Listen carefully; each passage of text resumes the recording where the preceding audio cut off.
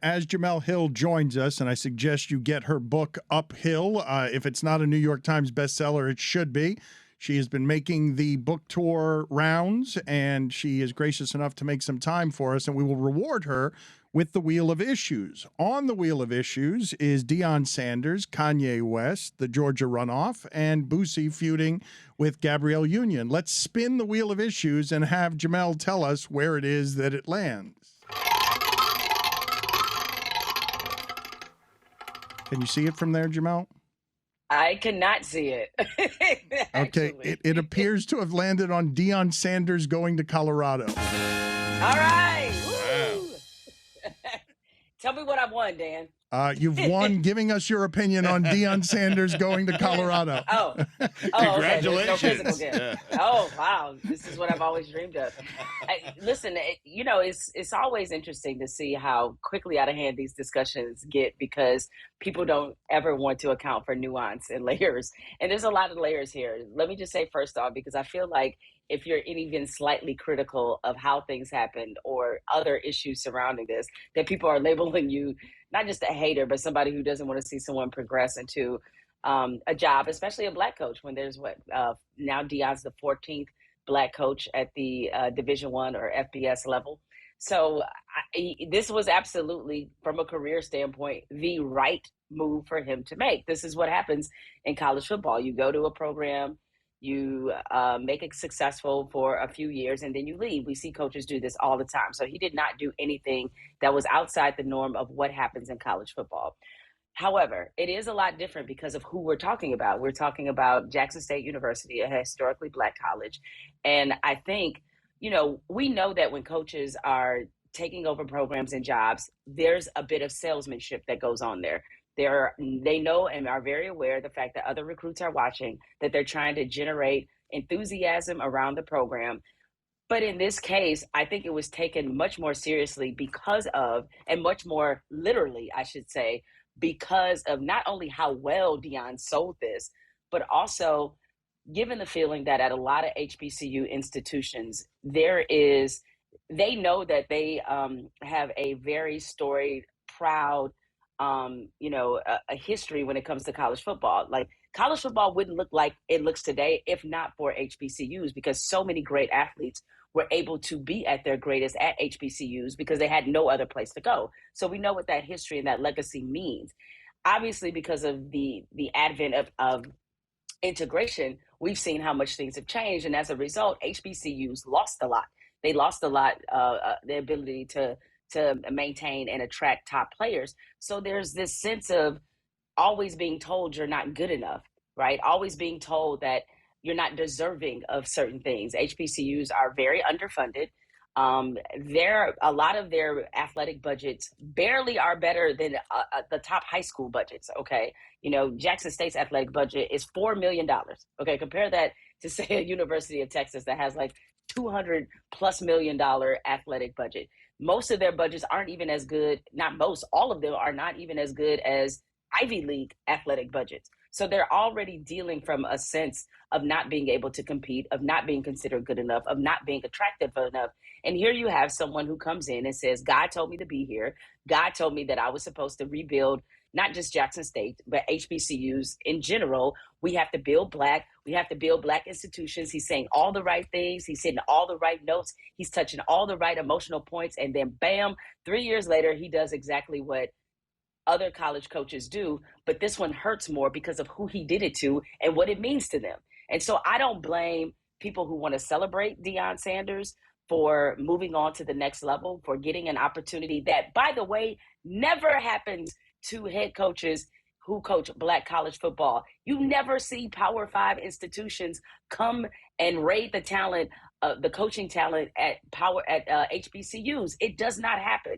So now there's some reasons, obviously, to celebrate him getting the opportunity. But on the other side of it, yes, people are going to be hurt because of what historically Black colleges mean, how they're trying to build, and because there is a different sense of community at a Black college than it is other institutions. So there's room, honestly, for both feelings, for both celebration and hurt. Where do you stand? I stand on the side of not always feeling like you have to hardcore go one way or the other. I understand both of them, but I think the larger issue for me is that we need to look at why this system is set up and why it's this way. All right. So why is it that when Deion Sanders got to Jackson State, the facilities look like they look? Why is it that any coach in America has to be in charge of a program in a city that doesn't even have running or clean water? That's what we need to look at, is like all these environmental and systemic issues that have put HBCUs in the position that they're in. We need to be asking a lot of these FBS institutions, why don't you ever get some of your coaches, or rarely get some of your head coaches, from HBCU institutions? Why did it take somebody being maybe the best to ever play at their position, having this bombastic, charismatic personality, why does it take a Deion Sanders to get you to take some of the coaches seriously that are in this league? Right? Like, why does that have to be the case? So I prefer to look at the why and the context of things, as opposed to being like somebody is good or bad. Is it fair to say that historically black colleges, that where we are in 2022 with the evolution of segregation, is something like what you're talking about? You're not going to have segregation reveal itself the way that it did with the Negro Leagues, but this is in the ballpark for 2022 when you get into not having funds. And, I just remember so clearly Anquan Bolden saying where he was from, that there were 40 people. He was the state basketball player, I think, in Florida, in basketball and football. And he's like, I had 40 friends who were better than I was. Like, we don't know what's happening at some of these schools because it's 2022 segregation. Is that fair? Yeah, no, that's very fair. I mean, before Deion got there, Jackson State hadn't had an NFL player, I believe, in 12 years. I mean, that's kind of absurd. And so I think these are factors and elements that have to be considered in this discussion, is that why aren't more of these schools on the radar for both the NFL? And this is not to say it doesn't happen at all. Like, we see stories all the time. You're watching, football on a Sunday, and then you find out that somebody went to an HBCU. But why is this not considered a good enough pipeline? And I think a lot of it has to do with perception. And even, this whole idea of separate but equal has never existed in this country, because, the not just the separation. When they say separation, they meant separation of funds. Like, if HBCUs were given the same kind of access to capital that a lot of predominantly white institutions were given, then we might be talking about something different. But that's not what happened. Once they got robbed of their talent, much like with the Negro Leagues, there went the economic base for athletics. It was out of the window. And so there's perceptions about HBCUs, both academically and athletically, being second or third rate. And that has fed into a lot of this conversation now that we're having about Deion Sanders. Not that this is necessarily true, but it's the fact that I think that is why it has generated animosity in some cases, because in order to build Black institutions, because of the state that many of them are in, and I'm not even just talking about what's happening in college, you have to be committed to something bigger than yourself, and know going in that you probably have to put and pour into it much differently than you would in other places. Can you help me untangle on Kanye West and Alex Jones getting together, the social media jokes, from the cartoonish, asinine ridiculousness to the very real danger of what is happening there with those two human beings? I mean, I think everybody noticed in whatever clips that you saw, the fact that you would see Alex Jones actually looking sort of frightened about what somebody else was saying was what struck me. Like, the look on his face at certain moments was like, hey, buddy, I know I take it far, but you're like in a totally different realm of ridiculous that even frightens me. And this is a dude that just had to pay basically, or is charged with paying $1 billion to tormenting for these families of Sandy Hook that he tormented for years by calling them crisis actors and a hoax. I mean, he's one of the most reprehensible people ever put on this planet. And for him to say, I think this guy is taking it too far, there's a certain dark comedy in that exchange there. The dangerous part is this, and I don't know how we got here, Dan. but to see people sort of openly trying to make Hitler more palatable is why are we doing this? And I hate to say it, but I saw a lot of it in our community. Like, wait, when did we get to the lever where we're trying to actually make it seem like Hitler wasn't as bad to Black people? I don't know what happened in our educational system, but if that's your position, where you're trying to excuse Hitler's very demonic leadership by saying like, oh, but he said this about Black people, but that's the danger of misinformation. We saw this with Deshaun Jackson when he posted that fake quote that Hitler said that Black people are the real Jews. Memo to all people out there, this never happened. It is a lie and it's fake. And the more that y'all continue to run with it, kind of the sillier you look, as if Hitler, who only believed in the pure whiteness of the Aryan race, would ever say something complimentary about Black people. And especially when you look at the history of what he did to the Afro-Germans, who he also murdered, persecuted, marginalized. He did the same things, a lot of the same things that he did to the Jews that he did to Afro-Germans. So that we're in this weird space where Hitler is suddenly becoming something that we're re-examining as something other than a monster. It wasn't on my 2022 bingo but card. How did we get to a place where the discourse is this kind of stupid, though, and the divisions are such that everyone is taking? I don't understand either, Siri. I'm confused by everything that's happening in America and beyond now. But where people are taking up sides with their own people very often, no matter where the argument goes, they just. Well, I think that's Dan. That's the $64,000 point right there, is that we have been so dug into the tribalism of who we are and our identities to the point that we're willing to make and willing to die on the dumbest of hills in order to defend that protectionism that we feel like that we need to have over our identities. I get it, at a time where a lot of identities are under attack legally, socially. I understand this. I mean, as we're talking right now, there's a debate happening in the Supreme Court about whether or not a web designer should have to design websites for people in the LGBTQ plus community, which is, again, we're right back to square one. Like, really? Like a website? That's where we are? But unfortunately, because of how polarizing we are constantly engaging in these completely stupid and demoralizing arguments, because people are so scared about what's happening under the attack of identity largely in this country.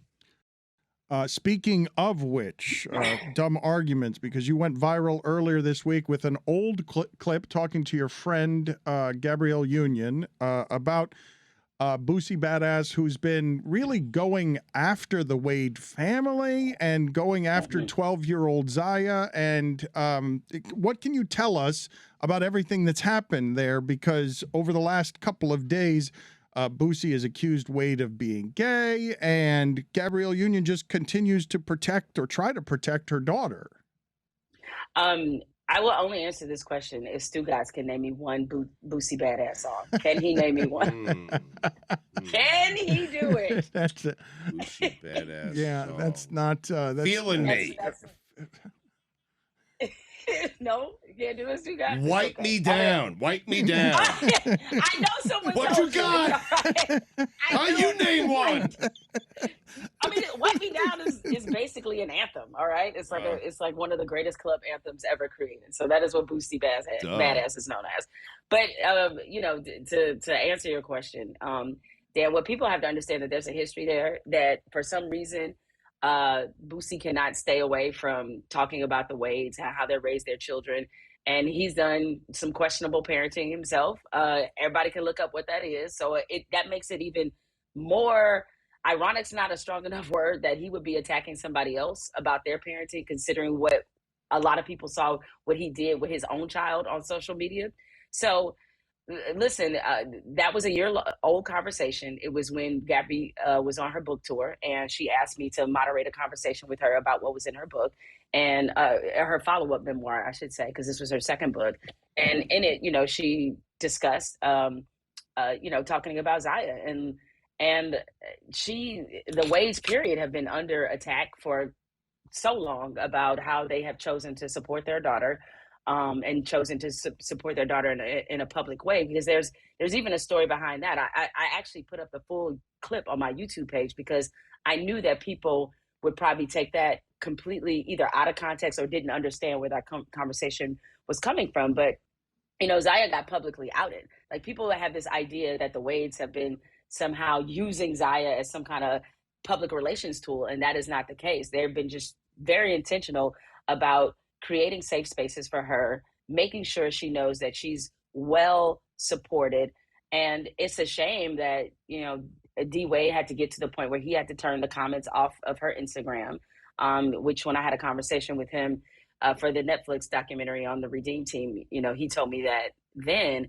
But, they've been under attack for quite some time. And one of their main attackers has been Boosie. This was one of the rare, if not maybe the first time, she's actually responded, despite all the horrible, crass, and awful things that he said about her, D Wade, and Zaya and their entire family. So to me, she had more than the right to return fire, so to speak, because of the way that he has vilified and talked about her in public. And not just her, but Lil Nas X. I mean, it's very clear he seems to have a real issue with this community because he's constantly denigrating and using his platform to be extremely bigoted toward a particular group of people. So, hey, man, she fired a shot back. I mean, and she's trying to protect her daughter and create some environment of security around her, so that she knows that she has the full entire support of her parents. And I don't see anything wrong with her choosing to defend her child. Jemele, this might be a tough one for you to answer, a tricky one. Why are people such assholes? A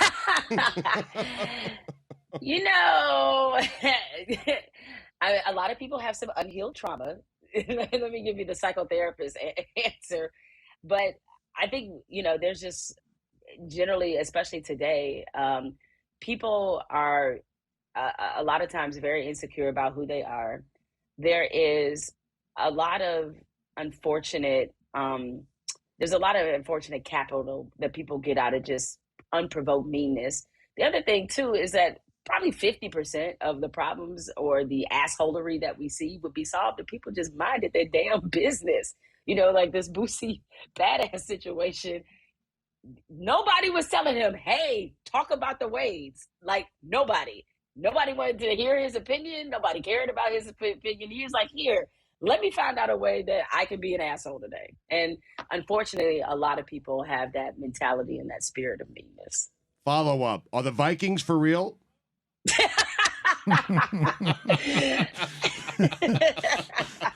Are they? Yes, Stugotz. That was a perfect transition to what we were talking about. Yes. The Vikings are for real until Kirk Cousins has to play in prime time. There it is, the qualifier we all offer. I admire Dwyane and Gabrielle union so much, and I wanted to ask you about. Dwyane is very public, very vocal about, this is how I love this woman. I follow her. I am not about, I have to be masculine man, guy who's tough guy, and all the time. I'm telling you that I didn't learn how to love until I decided to follow this woman. And other men judge him for that, judge him unfavorably for that, when I think there's like real wisdom in men putting down their pride and following women who are better than we are. Yeah, and it's kind of crazy to me because I guess I've spent so much time around them that I am often floored by the perception of their marriage and their relationship, which is so not like how people think that it is that these are two people who love on each other pretty hard. And they have given each other an incredible amount of emotional support. They're both incredible partners to each other.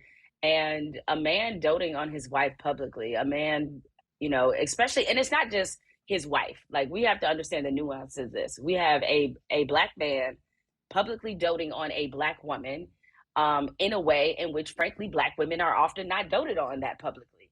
And the fact that people would find it offensive, the fact that people would use that as a way to attack D Wade's character tells you everything about how some people feel about Black women, to be honest. Because I think that's driving a lot of the narrative and conversation around their relationship, that a man a Black man doting on a Black woman is seen as her being in charge of him, or overruling him, or him being soft, or him not, being the one who is, the one taking charge of the relationship. And that says a lot about how people view not just relationships, but a lot about how they think the dynamic should be between Black men and Black women.